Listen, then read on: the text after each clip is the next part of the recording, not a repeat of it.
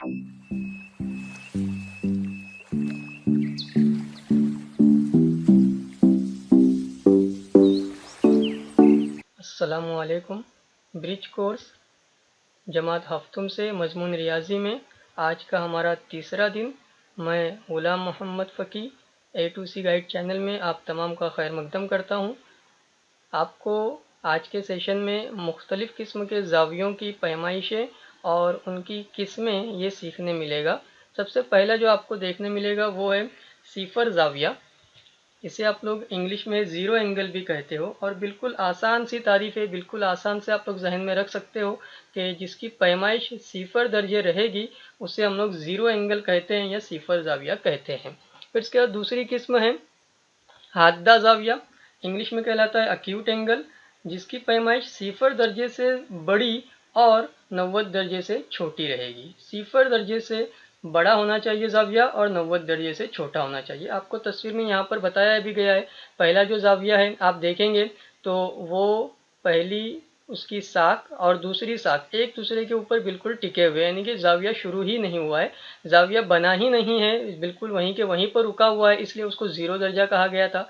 और यहाँ पर जो दूसरा ज़ाविया आपका है अक्यूट एंगल हाद्दा ज़ाविया, जो सिफ़र दर्जे से बड़ा है लेकिन 90 दर्जे यहाँ पर होने वाला था जब स्ट्रेट बन जाता तब, तो इसलिए हम कह सकते हैं कि यहाँ तक नहीं पहुँचा है, उससे पहले ही, यानी सिफ़र दर्जे से बड़ा है, 90 दर्जे से छोटा है। और तीसरा ज़ाविया कहलाता है कायमा ज़ाविया, या जिसे आप कह सकते हो राइट एंगल। ये एग्जैक्टली 90 दर्जे का रहेगा। जब आप लोग देखेंगे तो ये एग्जैक्ट आपको इस तरह से उमूद दिखाई देगा, सीधा खड़ा दिखाई देगा, तो उसे आप लोग उमूद भी कहते हो और ये 90 दर्जे का ज़ाविया होता है। ऐसा ज़ाविया जो 90 दर्जे से ज़्यादा हो और 180 दर्जे से छोटा हो उसे हम लोग मुनफरजा ज़ाविया या ऑब्ट्यूज एंगल कहते हैं। आप देखेंगे यहाँ पर तो यहाँ पर आपका दरमियान में पहुँच करके 90 दर्जे हो रहा था और ये उससे ज़्यादा हो गया है। तो 90 दर्जे से ज़्यादा हो और 180 दर्जे से कम हो तो उसे हम लोग क्या कहेंगे, ऑब्ट्यूज एंगल कहेंगे। तो ये कुछ बातें हैं जो आपको जहन नशीन रखना है। चलिए हम थोड़ा आगे बढ़ते हैं और मज़ीद देखते हैं। पहला है, उसके बाद है मुस्तकीम ज़ाविया।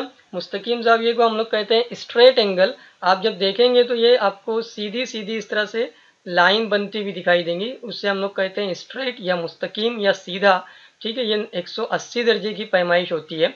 180 दर्जे से ज़्यादा हो और 360 दर्जे से कम हो तो उसे हम लोग मुकर्ररा ज़ाविया कहते हैं या रिफ्लेक्स एंगल कहते हैं। जबकि आखिर में हमारे पास है सालिम ज़ाविया, कंप्लीट एंगल या फुल एंगल, जो हमारा 360 डिग्री का होता है, 360 दर्जे का होता है। यानी जहाँ से हमने ज़ाविया बनाने की शुरुआत की थी वहीं पर पूरा घूम करके आपको वहीं पर आ जाना है। तो जब वहीं पर आएंगे तो हमारा जो ज़ाविया तैयार होगा वो कंप्लीट हो जाएगा। ठीक है, तो कंप्लीट एंगल या फुल एंगल कहलाता है। आप ध्यान देंगे तो आपकी जो रोटी है वो मुकम्मल हो जा रही है, आपका जो दायरा है वो पूरा हो जा रहा है, इसीलिए दायरे की पैमाइश 360 दर्जे होती है। यह आपको आगे भी काम आएगा। नेक्स्ट आपको कुछ आलात बताए गए हैं, उनके इस्तेमाल क्या हैं वो बताए गए हैं। आपको हिंदसी अमल करते वक्त, कंस्ट्रक्शन करते वक्त इनकी ज़रूरत पड़ेगी, इसको आप लोग ध्यान से पढ़ के रख सकते हो। फिर उसके बाद हमारे पास एक्टिविटी है, या कह सकते हैं हम लोग अमली काम दिया गया है। कुछ आपको ज़ावियों के नाम पैमाइशें बताई गई हैं और आपको ज़ावियों की शनाख्त करना है, यानी उनकी किस्में बताना है। अब इसके अंदर आपके लिए कुछ इस तरह का उन्होंने टेबल पेश किया है।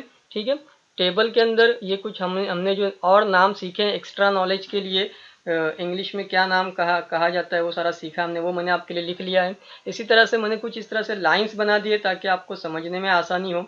अब यहाँ पर आपको ध्यान रखना है कि सारी बातें वर्ड टू वर्ड आपको रेडी करके नहीं दी जाएंगी, कुछ आपको मदद के तौर पर एक दो चीज़ें बताई जाएंगी, बाकी आपको लिखना है। ठीक है, तो ये जैसे पहला आपका है 45 दर्जे, तो आपको ध्यान में रखना है कि ये 45 दर्जे इसमें से कौन से ज़ाविये की किस्म में फिट होता है।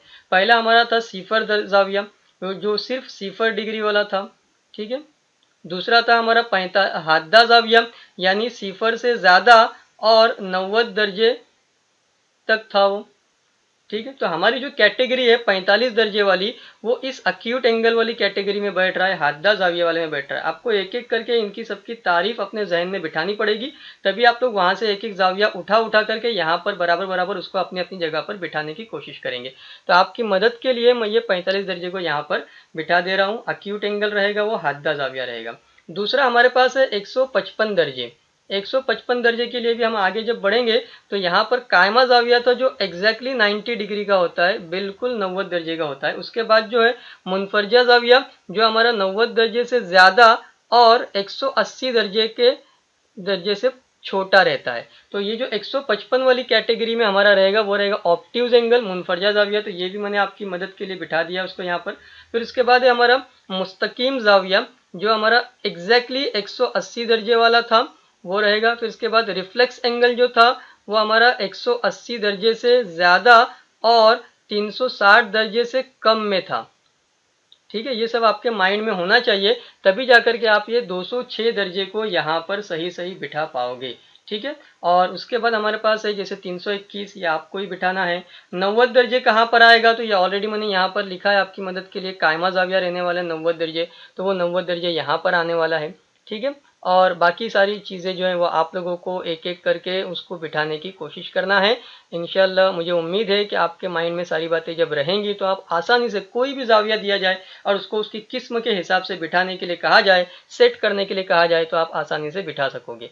तो ये जो डैश डैश लगाई गई हैं वो आपके लिए हैं, आपको उसको तैयार करना है, खुद से अपने जहन को थोड़ा सा आपको सोचने पर मजबूर करना है, आपको जवाबात खुद ब खुद आसानी से मिल जाएंगे।